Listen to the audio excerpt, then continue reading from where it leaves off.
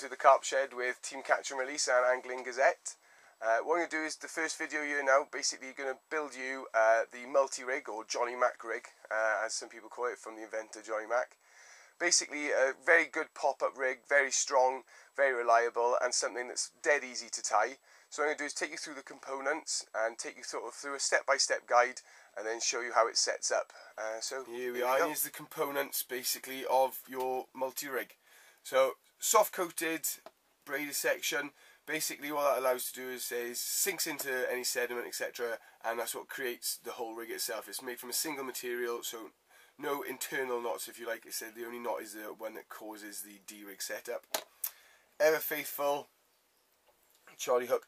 Best for a rig with an outturn, for a hook with an outturned eye, because what that means then is that with the material passing through it this way, it means it does sit nice and over the top in the same way that a chod rig does. Weight to obviously hold it down, and then you've got the ever faithful, John the Fireman will be going mental, and I would say that's the white pop-up. It can be tied with any pop-up, but I said white's just easier for camera.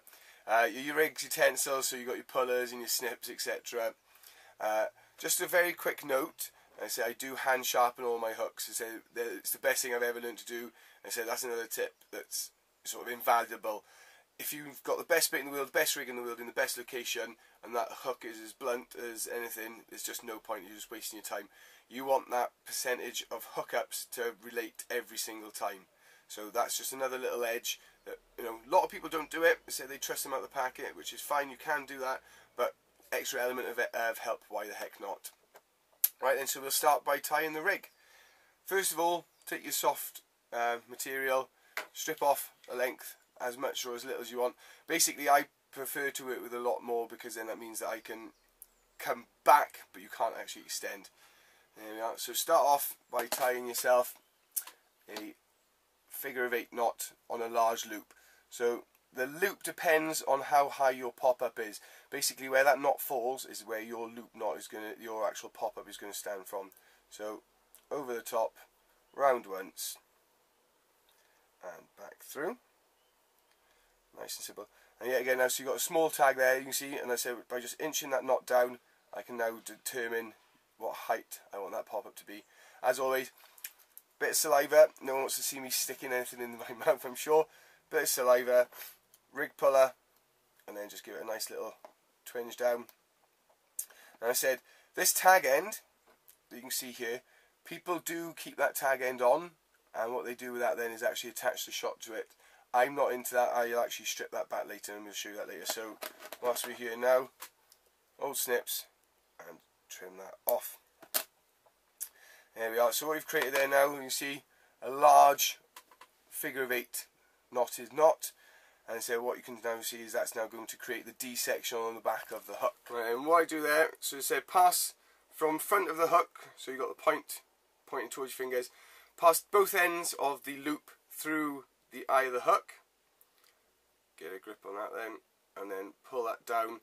So what you got then is your hook sticking through the end of the loop, and then what you do, grab micro rig ring or medium rig ring, however big you want your rig ring to be, to pass through over the double end of the knot again. Now, because my eyes are bad, I put it just onto a bit of needle, which makes it a little bit easier to handle and grip a hold of. So yeah, again, just pass both the ends through. So you now got hook and the rig ring passed down this sort of tag end eye, if you like, with the loop. And then very simply loop the top of that ring over the top of your hook, well, they are sharp, and just pull that down nice and snug. I put it down snug just because I now know that's locked in. So as you can see there, rig ring pinned in to the eye of the hook, and that's how the angle of the hook's going to sit. Obviously, because we're going to attach the pop-up to this ring, it's going to stick up here. That's how it's going to actually hold on for you. Right, so now you can see the very basics of the rig. So you've got your knot end that's formed the double loop, and so that double loop being passed over the top of the hook with your rig ring on top of it has created a very simple D-rig. So D-rig goes with chod hook, you know, like cheese and pickle sandwiches go together. It works every single time. So, and you see, this is how it's going to actually sit over the top, this coming down, and then obviously your rig shooting off that way. What we do then, just to tie it down, make sure it's nice and heavy weighted down, said people do use the tag end and stick it off the tag end that I trimmed off earlier, or simply by just stripping back a little bit of the coating of the braid there, I can now attach my shot, which I know matches up for the pop-up perfectly. Stretch that down. Yeah, again, with a little sideline, when you're putting on BBs and shots, etc., and split shots, don't squeeze it so ridiculously hard, because what I've actually seen is that weaken the braid itself that's underneath, and then that becomes a weak link in your train, and you don't need that.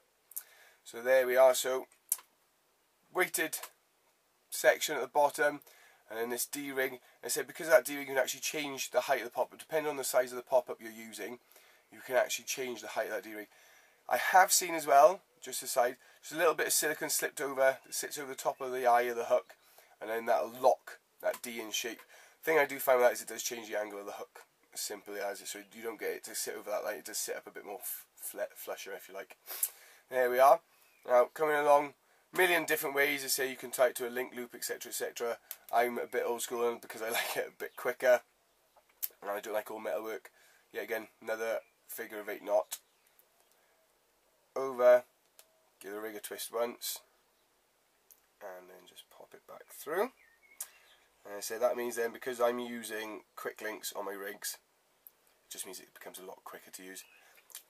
Again, quick moisten of the knot, puller, and now because I've now got knots at both ends, another tip, another little sideline, so yet again, not teaching anyone to suck eggs, make sure you tighten from both ends. Okay, so I've got a pulling bit in each end, and just give it a gentle little tweak both ends. Just that means now that that knot, this end, that knot, that end, I know now are tightened against each other. Okay, and there we are, there's the finished rig. I say we'll show you how to attach the bit in a second, but as you can see, that hook angle is really aggressive, nice and turned down, and obviously from the top, once you put the pop-up on there, I'll show you, you can't actually see the hook. It's hidden underneath like a classic choddy rig. So, you know, you're getting a choddy rig setup almost, on a pop-up setup. It doesn't cast over soft and supple things, so don't get it confused with that. But it does give you that hook angle, that really aggressive hook angle on a lead clip system. So what we're going to do now is just go through the bait attachment. Yeah, again now with this, a few different ways to tie it on. You can do the double slip knot, put it down tight, as a lot of people do. I'm not massively confident in it, and as you all know from my blogs, my confidence level needs to be 100%, or otherwise I don't feel confident fishing whatsoever.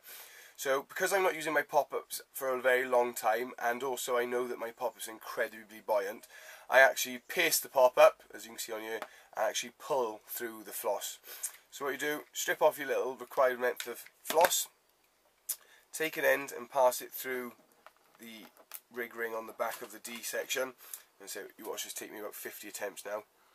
So get that there. Oh, first time, brilliant. Pass that through and down. So you end up with your rig ring pass through there.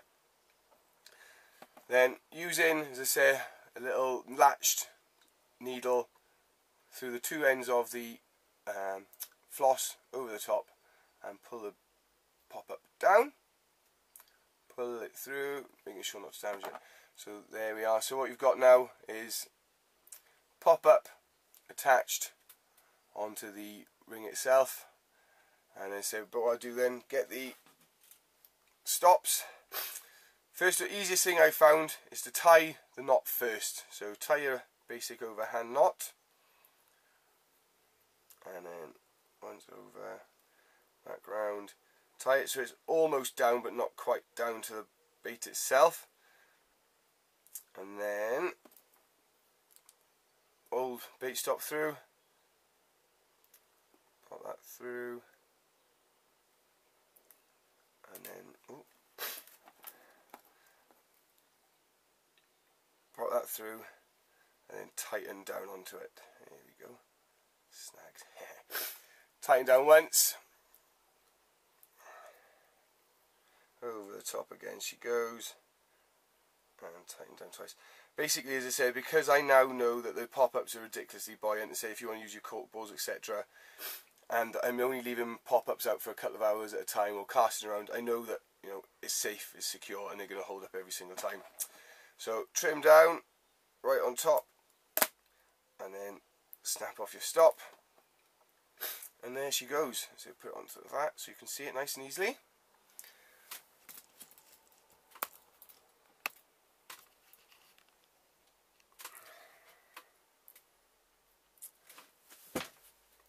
Here we are, and there's your rig.